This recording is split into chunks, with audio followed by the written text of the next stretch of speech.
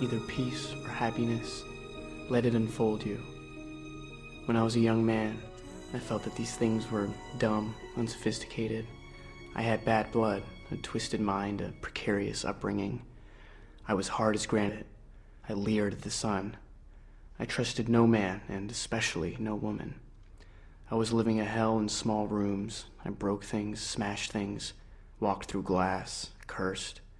I challenged everything, was continually being evicted, jailed, in and out of fights, in and out of my mind. Women were something to screw and rail at. I had no male friends. I changed jobs and cities. I hated holidays, babies, history, newspapers, museums, grandmothers, marriage, movies, spiders, garbage men, English accents, Spain, France, Italy, walnuts, and the color orange. Algebra angered me. Opera sickened me. Charlie Chaplin was a fake, and flowers were for pansies. Peace and happiness were to me signs of inferiority, tenets of the weak and addled mind. But as I went on with my alley fights, my suicidal years, my passage through any number of women, it gradually began to occur to me that I wasn't different from the others. I was the same. They were all fulsome with hatred, glossed over with petty grievances. The men I fought in alleys had hearts of stone. Everybody was nudging, inching, cheating for some insignificant advantage. The lie was the weapon, and the plot was empty. Darkness was the dictator. Cautiously, I allowed myself to feel good at times. I found moments of peace in cheap rooms, just staring at the knobs of some dresser or listening to the rain in the dark. The less I needed, the better I felt. Maybe the other life had worn me down. I no longer found glamour in topping somebody in conversation or in mounting the body of some poor, drunken female whose life had slipped away into sorrow. I could never accept life as it was. I could never gobble down all its poisons, but there were parts, tenuous magic parts open for the asking. I reformulated. I don't know when, date, time, all that, but the change occurred. Something in me relaxed, smoothed out. I no longer had to prove that I was a man. I didn't have to prove anything. I began to see things, coffee cups lined up behind a counter in a cafe, or a dog walking along a sidewalk, or the way the mouse on my dresser top stopped there, really stopped there with its body, its ears, its nose. It was fixed, a bit of life caught within itself. And its eyes looked at me, and they were beautiful. Then it was gone. I began to feel good. I began to feel good in the worst situations, and there were plenty of those. Like, say, the boss behind his desk. He is going to have to fire me. I've missed too many days.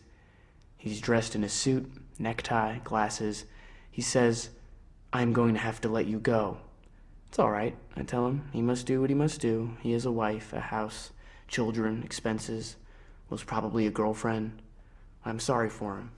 He's caught. I walk out into the blazing sunshine. The whole day is mine, temporarily, anyhow. The whole world is at the throat of the world. Everybody feels angry, shortchanged, cheated. Everybody is despondent, disillusioned. I welcomed shots of peace, tattered shards of happiness. I embraced that stuff like the hottest number, like high heels, breasts, singing, the works. Don't get me wrong, there is such a thing as cockeyed optimism that overlooks all basic problems just for the sake of itself. This is a shield and a sickness. The knife got near my throat again.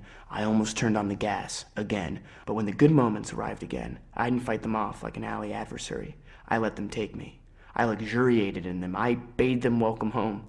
I even looked into the mirror once, having thought myself to be ugly. I now liked what I saw. Almost handsome. Yes, a bit ripped and ragged, scars, lumps, odd turns, but all in all, not too bad. Almost handsome. Better at least than some of those movie star faces like the cheeks of a baby's butt. And finally I discovered real feelings for others, unheralded.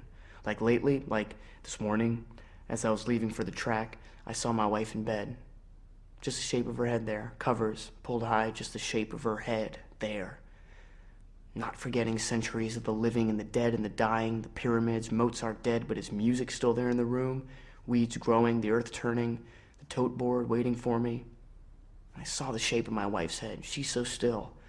I ached for her life, just being there under the covers.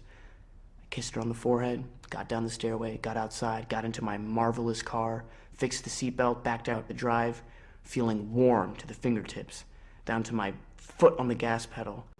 I entered the world once more, drove down the hill, past the houses full and empty of people. I saw the mailman, honked. He waved back at me.